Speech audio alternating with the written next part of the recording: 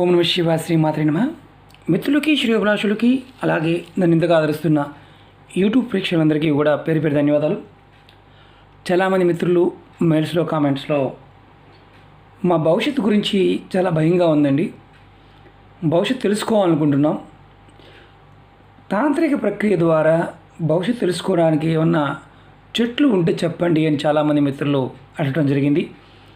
వారందరి కోసం ఈరోజు మనం ఒక అద్భుతమైన ఉపాయం తెలుసుకుందాం. తాంత్రిక ప్రక్రియలో మీరు చూస్తున్నారు ఒక చెట్టు ఇది. దీన్ని మన గ్రామీణ ప్రాంతంలో విరివిరిగా చూస్తూ ఉంటాం. రోడ్ల పక్క ఉంటుంది, పొలాల్లో ఉంటుంది, చెట్ల మీద ఉంటుంది. ఇది ఒక పరాన్నజీవి. దీన్ని బంగారు తీగ అంటారు. రకరకాల ప్రాంతాల్లో రకరకాల పేర్లతో పిలుస్తుంటారు. ఇది పంటలకి చాలా ఇబ్బంది కలిగించే ఒక తీగ. చూడండి, ఇది పసుపు కలర్లో ఉంటుంది, కొంచెం ఆకుపచ్చ కలర్లో కూడా ఉంటుంది. ఈ చెట్ల మీద పెరుగుతూ ఉంటుంది. ఇది రైతులకు చాలా ఇబ్బంది కలిగించే మొక్క. అలాగే ఆయుర్వేదంలో దీనితో ఎన్నో అద్భుతమైన మందులు ఉన్నాయి. నెక్స్ట్ వీడియోలో తెలుసుకుందాం. ఈరోజు ఈ మొక్క ద్వారా మనం భవిష్యత్తుని తెలుసుకోవడానికి ఎలా ఉపయోగించుకోవాలో, ఎలాంటి తంత్ర ప్రక్రియ ద్వారా చేస్తే ఇది మనకు ఉపయోగపడుతుందో తెలుసుకుందాం.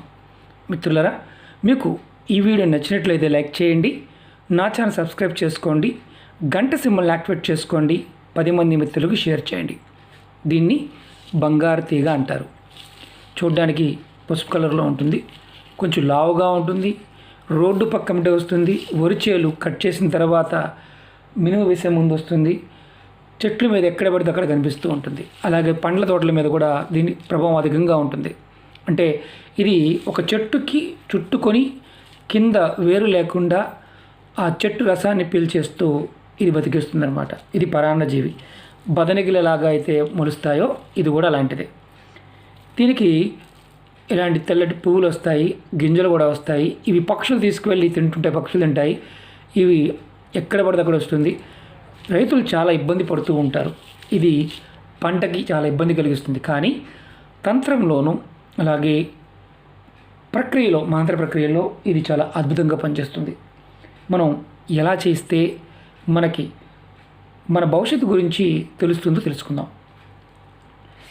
ఈ ప్రయోగం ఏంటంటే, ఇది చేయటం వల్ల మనకి కళ రూపంలో మన భవిష్యత్తు గురించి మనం తెలుసుకోవచ్చు. ఈ ఉపాయం చేయడానికి బంగారు తీగ కావాలి. ఎక్కువ అవసరం లేదు, కొద్దిగానే పర్వాలేదు. ఇది ఏ రోజునైనా తెచ్చుకోవచ్చు. కానీ తెచ్చుకునే ముందు ఇది ఏ చెట్టు మీద ఉన్నా ఆ చెట్టుకి మీరు 7 ప్రదక్షిణలు చేయాలి.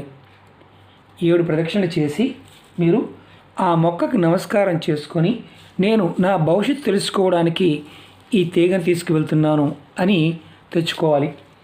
ఇది తెచ్చుకుంటూ ఒకటి గుర్తుంచుకోవాల్సింది ఏంటంటే, చెట్టు పైన బాగా పెద్దగా ఉంది, మీరు కొమ్మ విరిచేశారు, ఆ కొమ్మ తెచ్చుకోవాలి. లేదా ఇలా కొద్దిగా మీకు చేతికి అందుబాటులో ఉందనుకోండి, కొద్దిగానే తెచ్చుకోండి, కొద్దిగానే పర్వాలేదు, తెచ్చుకోవచ్చు.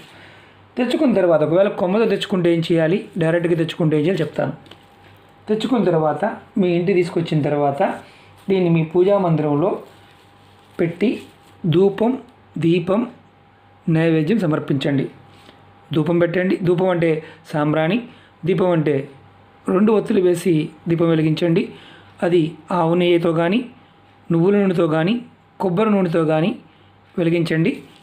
దీపం వెలిగించండి. మీ మనసులో చెప్పుకోండి, నా భవిష్యత్తు గురించి తెలుసుకోవడానికి ఈ వృక్షరాజాన్ని తీసుకొచ్చుకున్నాను అని చెప్పండి. కొమ్మతో తెచ్చారనుకోండి, చిన్న కొమ్మ అయితే పర్వాలేదు, పెద్ద కొమ్మతో తెస్తే ఇది ఆ కొమ్మను కూడా ఇంటికి తీసుకొచ్చుకోవాలి.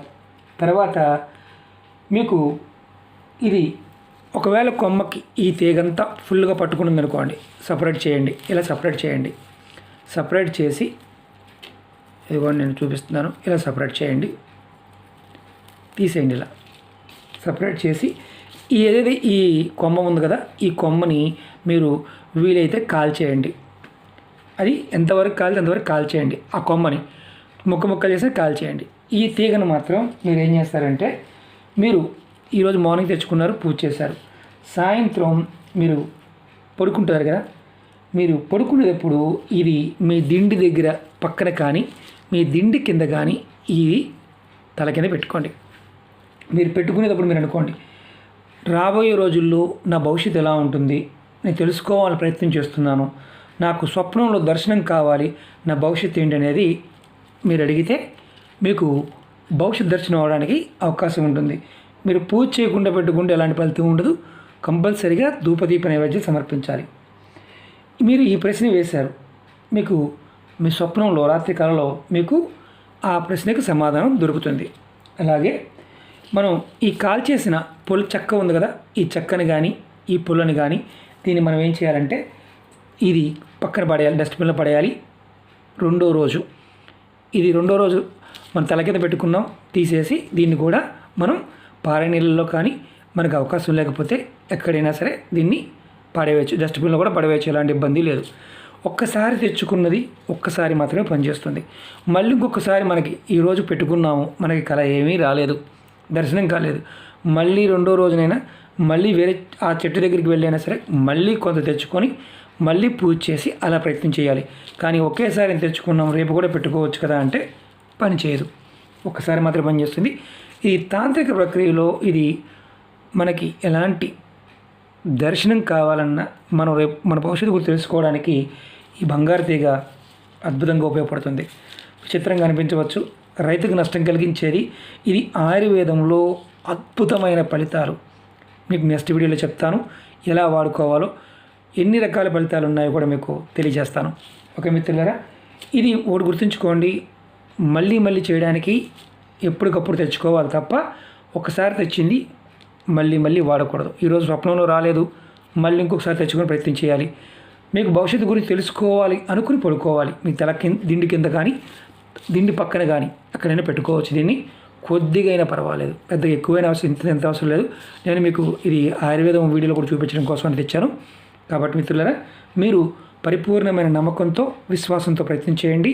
ఖచ్చితంగా ఆ పరాదేవత మీకు మీ భవిష్యత్తుని మీకు తెలియజేస్తుంది. మిత్రులారా, మీకు ఈ వీడియో నచ్చినట్టు లైక్ చేయండి, నా ఛానల్ సబ్స్క్రైబ్ చేసుకోండి, గంట సింబల్ని యాక్టివేట్ చేసుకోండి, 10 మంది మిత్రులకు షేర్ చేయండి. అలాగే నేను అనేక రకాలైన సమస్యల మీద వీడియోలు చేయడం జరిగింది. మీరు ఆచరించగలిగేదాన్ని ప్రయత్నం చేయండి. అంతేకాని మీరు సబ్స్టిట్యూట్గా అంటే ఈ తంత్రాల్లో ఇది కాకుండా ఇంకొకటి నెక్స్ట్ ఇంకేదైనా చేయడానికి అవకాశం ఉంటుందని మాత్రం ఎప్పుడు ప్రయత్నం చేయమాకండి. ఎందుకంటే ఇవి ఆ పదార్థం, ఆ టైము, మనం చేసే విధానం మీద మాత్రమే ఆధారపడి ఉంటాయి. ఆ విధంగా చేస్తేనే ఫలితాలు వస్తాయి. ఇది ఎవరైనా చేయవచ్చు. దీనికి మతాలతోనూ కులాలతోనూ ఎటువంటి సంబంధం లేదు. కానీ మీరు ఖచ్చితంగా మీ దేవత ముందు, మీ ఇష్టదేవం ముందు దీపం వెలిగించాలి. అది కూడా ఆవు నెయ్యితో కానీ నువ్వుల నూనెతో కానీ అలాగే కొబ్బరి నూనెతో కానీ దీపం వెలిగించి ఈ ప్రయత్నం చేయాలి. కంపల్సరీగా దేవుడికి దీపం నైవేద్యం ఏదైనా సరే బెల్లం కానీ ఏదైనా నైవేద్యం పెట్టి చేసుకోవచ్చు, ఎవరైనా చేసుకోవచ్చు. ఎందుకంటే మనందరం సనాతన ధర్మంలో ఉన్నాం కాబట్టి ఆచరిస్తే, పరిపూర్ణమైన విశ్వాసంతో ఆచరిస్తే ఖచ్చితంగా ఫలితాలు వస్తాయి. నెక్స్ట్ వీడియోలో మనం ఆయుర్వేద ఉపయోగాలు తెలుసుకుందాం. ఓం నమః శివాయ, శ్రీమాత్రే నమః.